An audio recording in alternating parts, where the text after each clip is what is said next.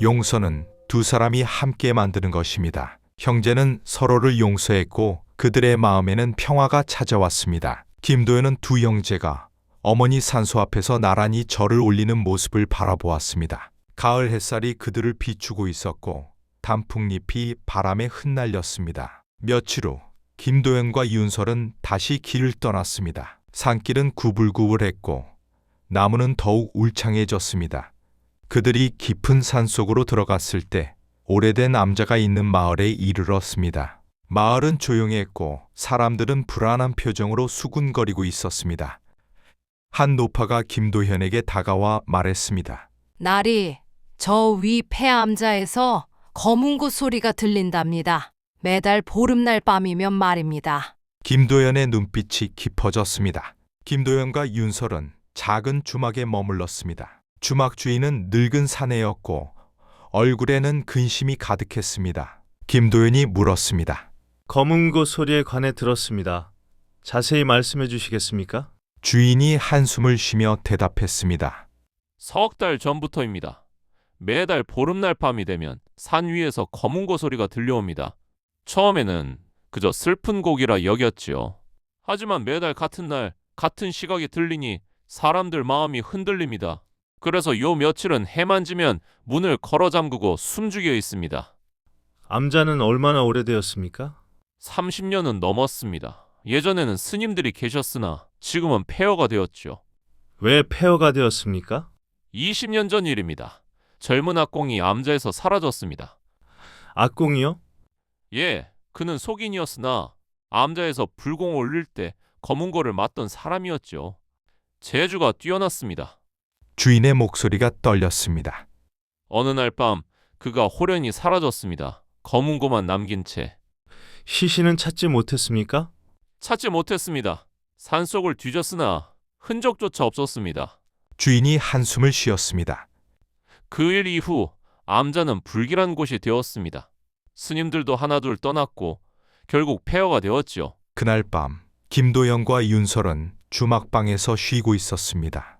밤이 깊어지자 멀리서 검은고 소리가 들려왔습니다.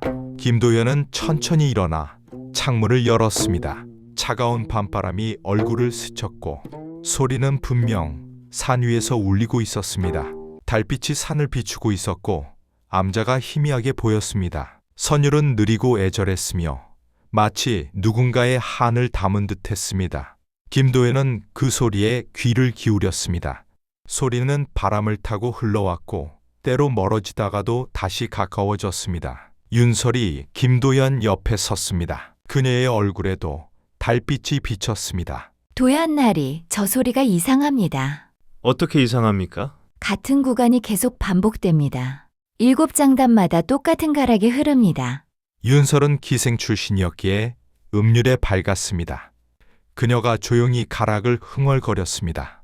둥, 둥둥, 둥둥둥. 이렇게 반복됩니다. 김도연이 귀를 더 기울였습니다. 윤설의 말이 맞았습니다. 선율은 일정한 간격으로 같은 구간을 되풀이하고 있었습니다. 마치 정해진 약속처럼 규칙적으로 반복되고 있었습니다. 신호입니다. 김도연이 조용히 말했습니다. 신호요? 예. 저 소리는 누군가에게 때를 알리는 신호입니다. 그리고 그 사람은 저 소리가 울릴 때 무언가를 합니다. 김도연이 창밖을 바라보았습니다. 검은고 소리는 계속되었습니다. 슬프면서도 규칙적인 그 소리는 밤 공기를 가르며 퍼져나갔습니다. 귀신의 한이 아니라 사람의 신호라는 뜻입니까? 그렇습니다. 그리고 내일 우리는 그 진실을 확인할 것입니다. 검은고 소리는 한참을 계속되다가 천천히 멈추었습니다. 마지막 음이 바람에 흩어지고 산은 다시 고요해졌습니다. 김도연은 창문을 닫고 자리에 누웠으나 쉽게 잠들 수 없었습니다. 20년 전의 비극이 그의 마음을 무겁게 짓눌렀습니다. 다음날 아침 김도연은 마을 사람들을 만났습니다. 한 노인이 암자에 관해 이야기했습니다.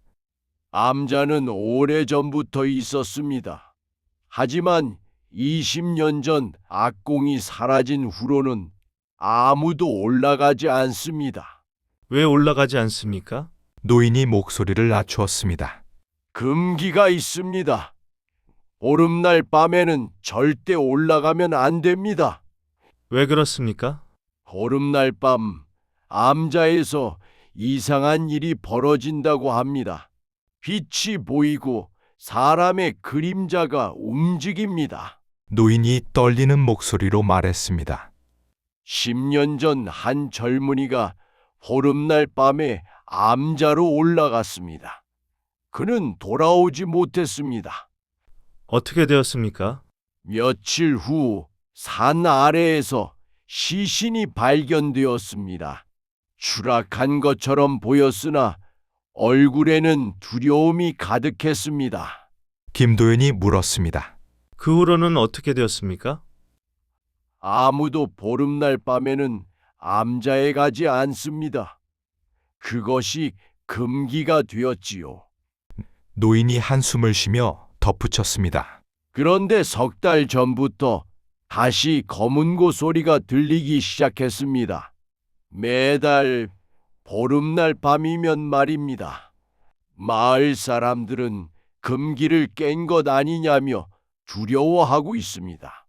김도연은 암자로 가는 길을 알아보았습니다. 산길은 가팔랐고 나무가 울창했습니다. 주막 주인이 말했습니다. 암자까지는 한 시즌 정도 걸립니다. 하지만 날이 가시면 안 됩니다. 왜 그렇습니까? 오늘이 보름입니다. 오늘 밤 무슨 일이 벌어질지 모릅니다. 김도연이 조용히 말했습니다. 그래서 가야 합니다. 진실을 알기 위해서는 직접 봐야 합니다. 해가 지기 전 김도연과 윤설은 산을 올랐습니다. 길은 험했습니다.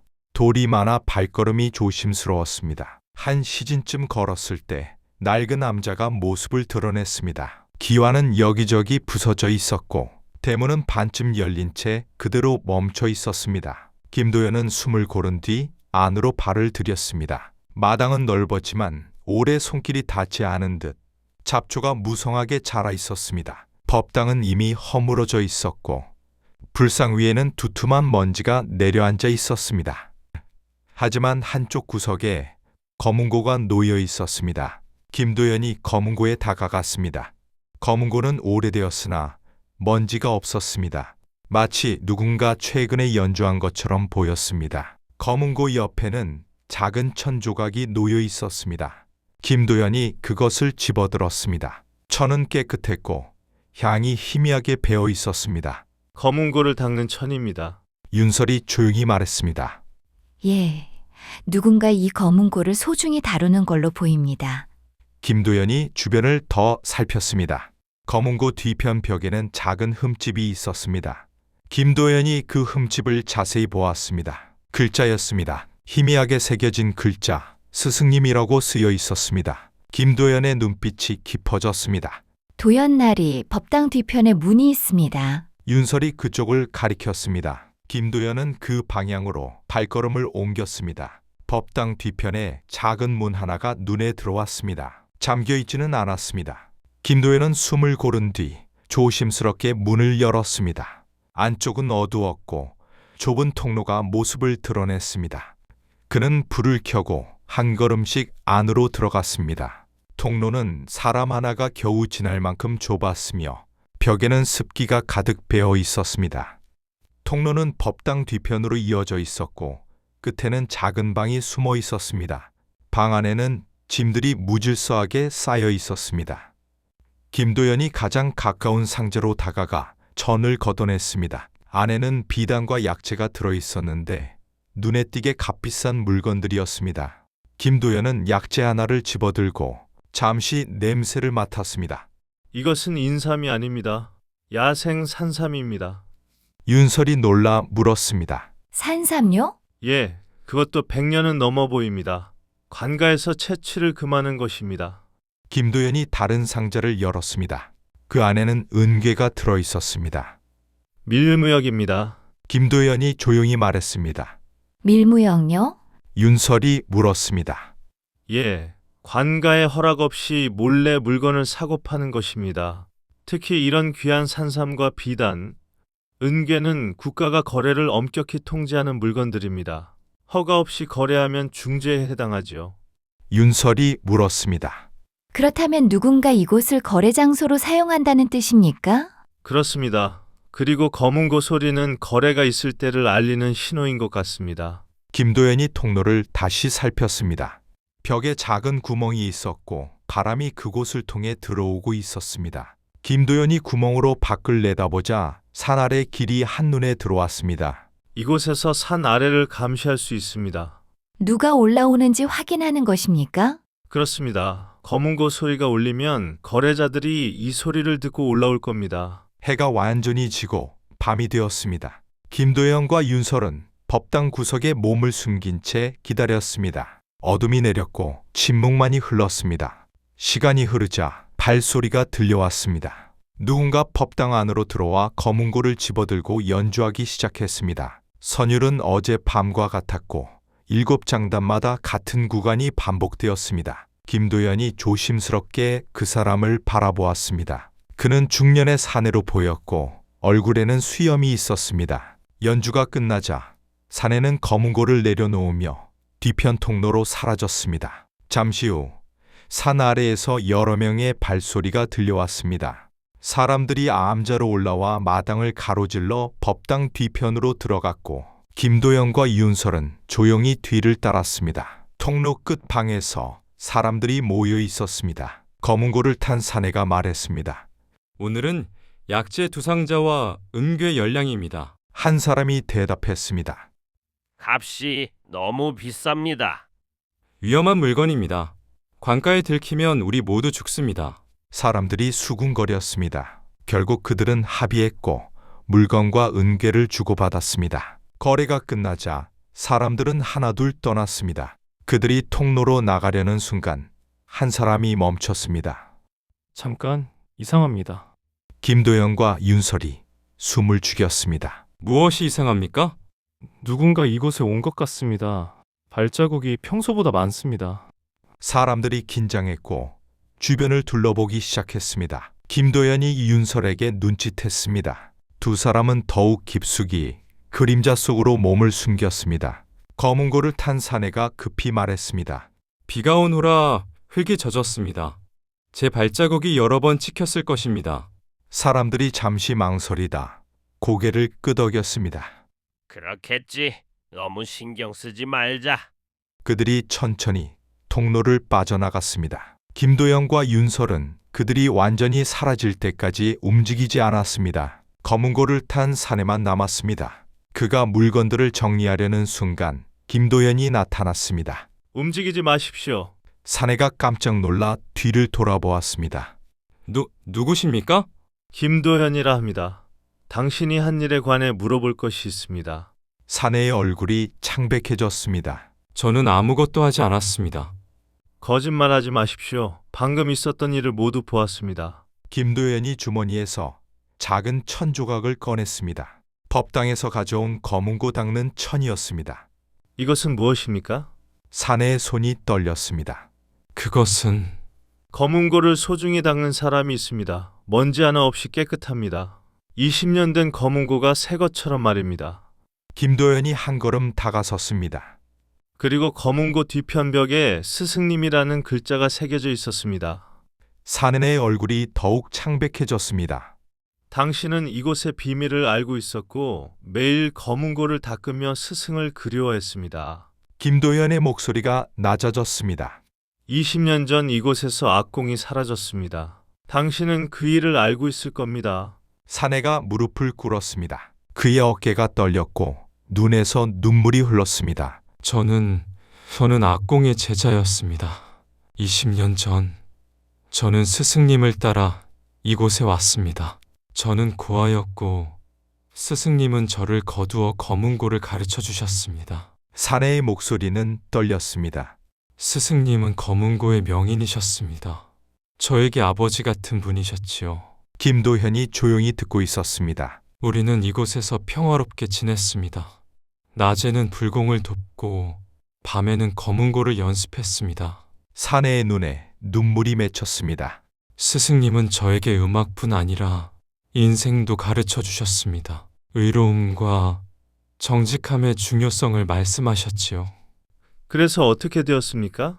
사내가 한참 침묵하다 입을 열었습니다. 20년 전 가을, 보름달이 밝은 밤이었습니다. 저는 방에서 쉬고 있었는데 한밤중에 사람들의 목소리가 들렸습니다. 창문 틈으로 밖을 내다보니 여러 명의 사람들이 암자 뒤편으로 가고 있었습니다. 그들이 누구였습니까? 마을의 권세가들이었습니다. 얼굴을 가리고 있었으나 목소리로 알 수 있었습니다. 사내가 말을 이었습니다. 저는 이상했습니다. 한밤중에 왜 암자로 오는 것인지. 그래서 몰래 따라갔습니다. 그래서 이 방을 발견했습니까? 예, 그들은 이곳에서 물건을 주고받고 있었습니다. 비단, 약재, 은괴, 관가의 허락 없이 거래되는 물건들이었습니다. 스승님은 그것을 아셨습니까? 사내가 고개를 저었습니다. 처음에는 몰랐습니다.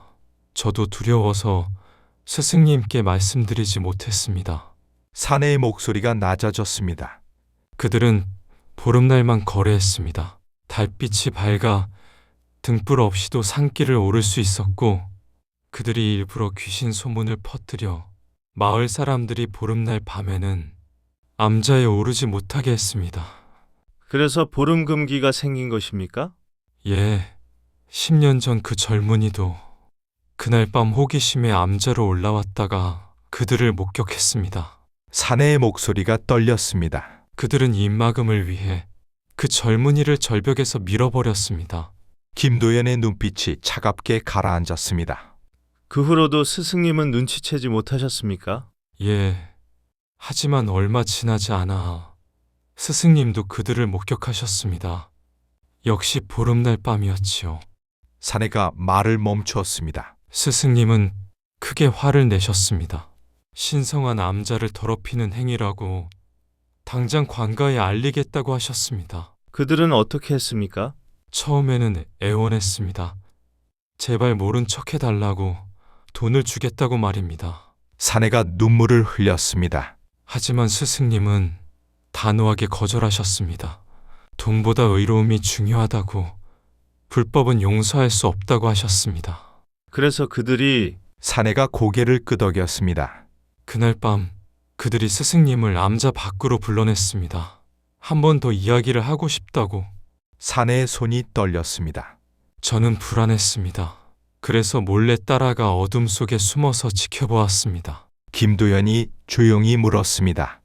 무슨 일이 있었습니까? 그들이 스승님을 절벽으로 데려갔습니다. 그곳은 낭떠러지였습니다. 사내의 목소리가 떨렸습니다. 스승님은 끝까지 거절하셨습니다. 관가에 알리겠다고, 불법을 저지르는 자들을 용서할 수 없다고 다시 말씀하셨습니다. 그래서 그들이 스승님을 밀었습니다. 사내가 울먹였습니다. 스승님이 비명을 지르셨고, 저는 그 소리를 들으며 스승님이 아래로 떨어지는 모습을 지켜보았습니다. 사내가 얼굴을 감싸고 울었습니다.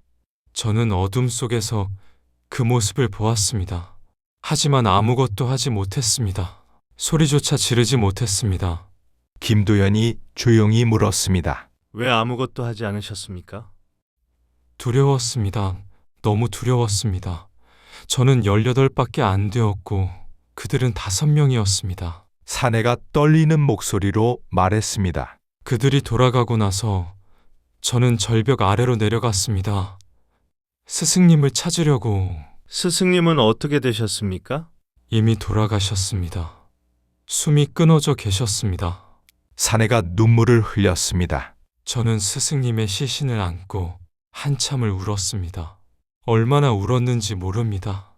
그 후에는 어떻게 되었습니까? 다음 날 아침 그들이 저를 찾아왔습니다. 사내의 목소리가 낮아졌습니다. 그들은 저에게 말했습니다. 입을 다물지 않으면 나도 죽인다고, 스승님처럼 절벽에서 떨어질 것이라고. 그래서 침묵하신 것입니까? 사내가 고개를 끄덕였습니다. 저는 겁쟁이였습니다. 스승님을 지키지 못했고 진실도 말하지 못했습니다. 사내가 떨리는 손으로 얼굴을 닦았습니다. 그 후로 저는 이곳을 떠났습니다. 멀리 도망치려 했습니다. 하지만 어디를 가도 스승님의 얼굴이 떠올랐습니다. 사내가 눈을 감았습니다. 가끔 이곳에 와서 검은고를 탔습니다. 스승님의 넋을 위로하려고. 하지만 소리가 새어나가지 않게 법당 안에서만 탔기에 마을까지 들리지는 않았습니다. 그런데 어떻게 밀무역에 관여하게 되었습니까? 사내의 얼굴이 창백해졌습니다. 석 달쯤 전 그들이 다시 저를 찾아왔습니다. 밀무역을 다시 시작한다고, 보름날 밤 거래자들을 불러 모으는 신호가 필요하다고, 소리를 크게 산 아래까지 들리도록 검은고를 타라고 했습니다. 그래서 검은고로 신호를 보낸 것입니까? 저는 거절하려 했습니다. 하지만 그들은 여전히 저를 위협했습니다. 그리고 저도 돈이 필요했습니다. 사내가 고개를 떨구었습니다. 결국 저는 그들의 제안을 받아들였습니다. 김도연이 한숨을 쉬었습니다. 당신은 스승의 죽음을 팔아 돈을 번 것입니다. 사내가 얼굴을 감쌌습니다. 죄송합니다. 정말 죄송합니다. 윤설이 조용히 말했습니다. 도연나리, 이제 어떻게 하시겠습니까? 김도연이 사내를 바라보았습니다. 20년의 비밀이 드러났습니다. 이제 진실을 밝혀야 합니다. 김도연이 사내에게 물었습니다. 밀무역에 관여한 사람들의 이름을 대십시오. 사내가 떨리는 목소리로 이름들을 댔습니다. 박찬봉, 최진사, 관아의 하급관리, 외지의 상인 둘도 관여했습니다. 김도연이 고개를 끄덕였습니다. 그들을 모두 잡아야 합니다. 다음 날 김도연은 관가에 이 사실을 알렸습니다. 포졸들이 마을로 들이닥쳤습니다. 창고문이 부서지는 소리, 비명, 그리고 항변하는 목소리들. 창고에서 비단이 쏟아졌고 은괴가 빛났습니다. 백년 산삼이 상자 가득 담겨 있었습니다. 마을에 권세가 있는 양반들이 하나둘 끌려 나왔습니다.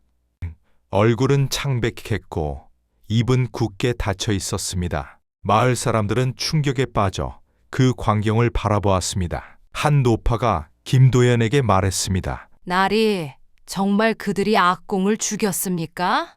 그렇습니다. 20년 전 사라진 악공은 그들 손에 죽었습니다. 그렇다면 저 검은고 소리는 죽은 자가 아니라 살아있는 자가 만든 소리였습니다. 노파가 한숨을 쉬었습니다. 사내도 함께 잡혀갔습니다. 그는 눈물을 흘리며 김도연에게 말했습니다. 나리, 스승님께 용서를 빌고 싶습니다. 김도연이 조용히 대답했습니다. 스승님은 이미 아실 것입니다. 하지만 용서는 당신 스스로에게 받아야 합니다. 저는 어떻게 해야 합니까? 진실을 말하십시오. 관가에서 모든 것을 털어놓으십시오. 그것이 시작입니다. 사내가 고개를 숙였습니다. 알겠습니다. 모든 것을 말하겠습니다. 포졸들이 사내를 끌고 갔습니다. 김도연은 그 뒷모습을 바라보며 조용히 생각했습니다. 20년의 침묵이 끝났습니다. 며칠 후 김도연과 윤설은 마을 사람들 몇 명과 함께 암자를 다시 찾았습니다. 그들은 악공의 넋을 위로하기 위해 올라온 것이었습니다. 법당은 여전히 허물어져 있었고 검은고는 그대로 놓여 있었습니다. 김도연이 검은고를 들어 올렸습니다. 검은고는 여전히 아름다웠고 세월의 흔적이 깊었습니다. 20년 동안 이 검은고는 한을 담고 신호를 보내고 비밀을 지켰습니다. 김도연이 검은고를 법당 한가운데 놓고 향을 피웠습니다. 악공의 영혼이 편히 쉬기를. 김도연이 조용히 말했습니다. 윤설도 함께 절을 올렸습니다. 마을 사람들도 향을 피우고 절을 올렸습니다. 한 노인이 말했습니다. 악공 어르신, 편히 쉬십시오. 이제 진실이 밝혀졌습니다. 다른 사람이 덧붙였습니다. 오랜 세월 동안 한이 맺혔을 것입니다. 이제 그 한을 푸시고 편히 가십시오. 사람들이 함께 기도를 올렸습니다. 마을 사람들의 목소리가 하나로 모였고 법당 안을 채웠습니다. 바람이 불어왔고 검은고의 줄이 살짝 울렸습니다. 마치 누군가 대답하는 것 같았습니다. 김도연은 그 소리를 듣고 눈을 감았습니다. 악공의 영혼이 이제 평화를 찾기를 바랐습니다. 향연기가 피어올랐고 햇살이 법당 안으로 비쳐 들어왔습니다. 한참을 그렇게 서 있다가 사람들은 천천히 일어섰습니다. 김도연과 윤설은 산을 내려왔습니다. 마을은 조용했고 사람들은 여전히 충격에 빠져 있었습니다. 주막 주인이 김도연에게 말했습니다. 나으리, 감사합니다. 덕분에 진실이 밝혀졌습니다. 20년 동안 이 마을을 짓눌렀던 비밀이 드러났습니다. 김도연이 고개를 저었습니다. 진실은 언젠가 드러나기 마련입니다. 다만 시간이 걸릴 뿐입니다. 주인이 물었습니다. 검은 곳 소리는 이제 들리지 않겠지요? 김도연이 창밖을 바라보았습니다. 암자는 고요했고 바람만이 불고 있었습니다. 아마도 그럴 것입니다. 한은 귀신이 아니라 사람이 만드는 것입니다. 그리고 진실이 밝혀지면 한도 사라집니다. 주인이 깊이 절을 올렸습니다. 악공의 영혼도 이제 편히 쉬실 수 있겠습니다. 김도연이 고개를 끄덕였습니다. 예, 그리고 제자도 언젠가는 용서받을 수 있을 것입니다. 그날 밤 김도연과 윤설은 주막에서 마지막 밤을 보냈습니다. 밤이 깊어졌으나 산 위에서는 아무 소리도 들리지 않았습니다. 검은고는 침묵했습니다. 다음 날 아침 김도연과 윤설은 마을을 떠났습니다. 산길을 따라 걸으며 두 사람은 말없이 걸었습니다. 가을이 깊어지고 있었고 단풍이 물들기 시작했습니다. 붉은 잎, 노란 잎이 바람에 흩날렸습니다. 며칠 후 김도연과 윤설은 산길을 걷고 있었습니다. 가을이 지나고 겨울이 다가오고 있었습니다. 산길은 험했고 눈이 내리기 시작했습니다. 그들이 고갯길을 넘어설 때 길 한쪽에서 사람의 신음소리가 들렸습니다. 칼을 찬 호위무사가 쓰러져 있었습니다. 또 다른 사건이 그들을 기다리고 있었습니다.